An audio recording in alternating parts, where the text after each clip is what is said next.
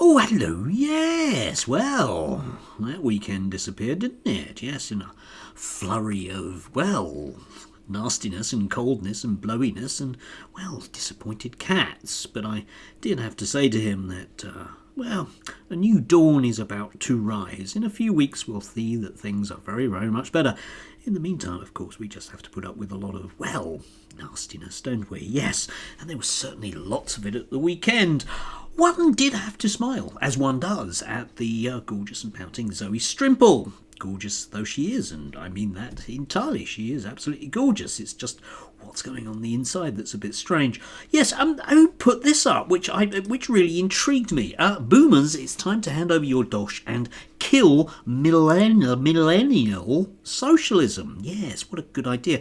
We need to kill millennial socialism. Yes. Anyway, basically what Zoe was saying was she's kind of noticed something which I don't know. She's obviously been doing a lot of research, but she's noticed that there are an awful lot of older people who are incredibly rich and an awful lot of younger people that aren't, and it's kind of hacking off the younger people. And her solution to this is to suggest, nicely, if they don't mind, that the older people should give money to their younger people, like, I don't know, their kids, I guess, or grandkids, and that way the grandkids will think, well, this is a fine system. Thanks a lot, lords and ladies. No, not them, obviously, mum and dad, and everything will be fine.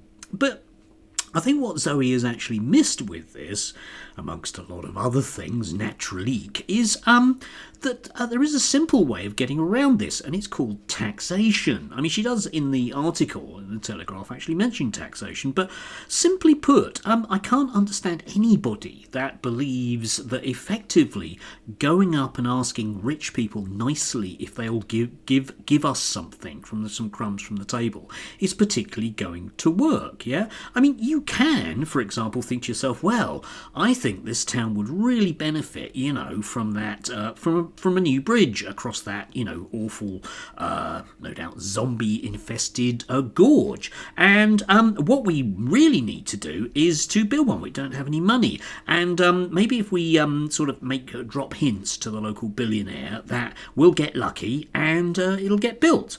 But you may notice that effectively those things don't tend to get built because billionaires tend to, they tend to buy elections or Twitter or something. Yeah, that tends to be how it works. I mean, in a rational system, what you do is you tax the billionaire and then just build the bridge rather than waiting for some sort of, kingly right to be given, maybe a jubilee when the bridges will be set free.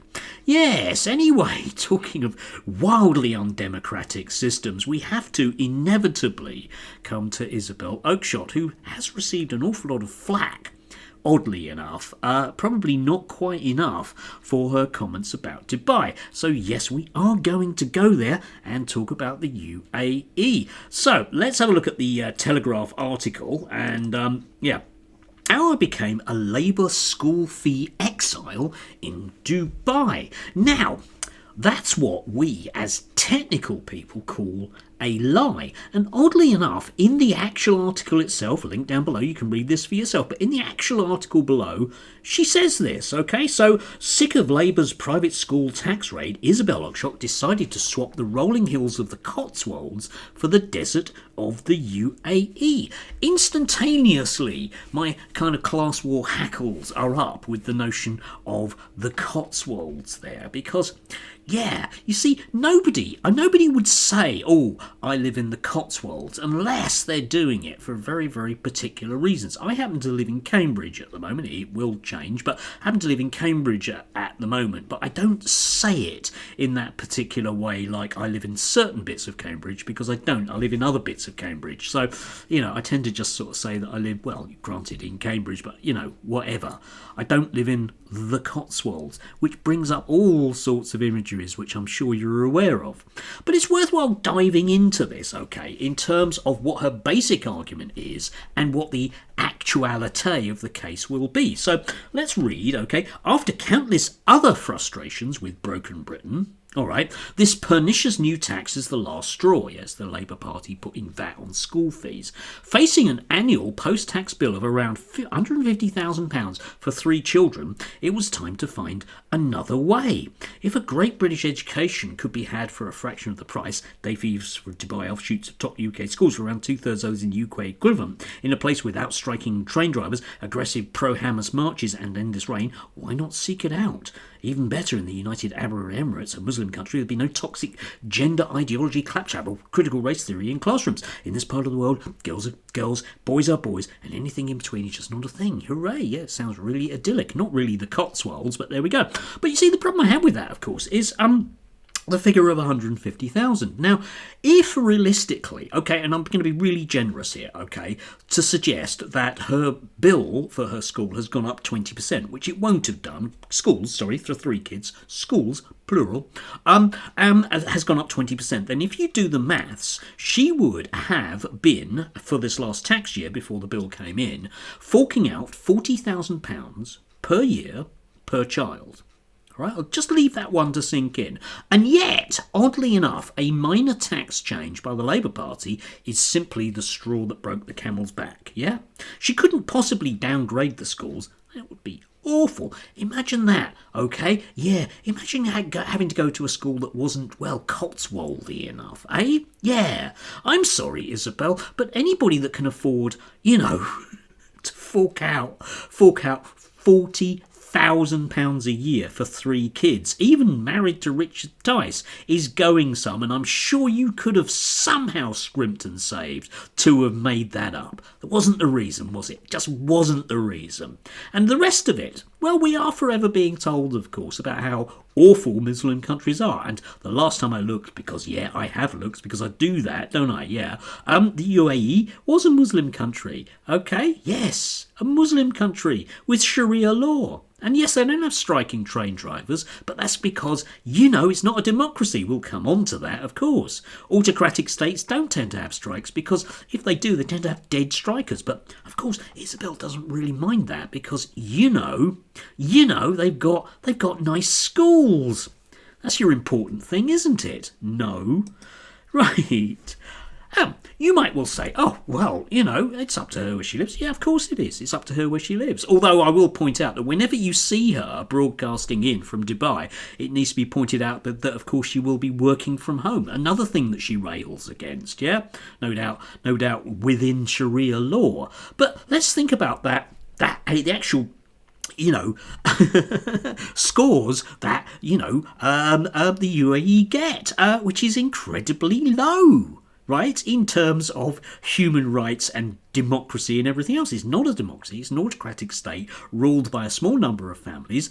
Political dissent is banned, right? Okay, no political parties, there's nothing there, okay? Now, Isabel might say that it's clean or something, but I have other priorities personally. Oh, incidentally, the same index of that one puts the UK just a little bit higher. Yes, so she's like all of those people that came here after Nelson Mandela became, the leader of South Africa. They are refugees from peace and democracy. But let's think about those human rights stuff in Dubai, okay? Yes. What about the armies of construction workers? Long a source of human rights angst. Yes, what about them, Isabel? There's no denying their lives are tough and have often ended short. They toil long hours in the blazing sun. Yes, and die, don't they? Many work through the night and die, yes. But if they work hard for a year or two, they can save enough cash to buy a house back home in India and Pakistan. Well, that's okay then.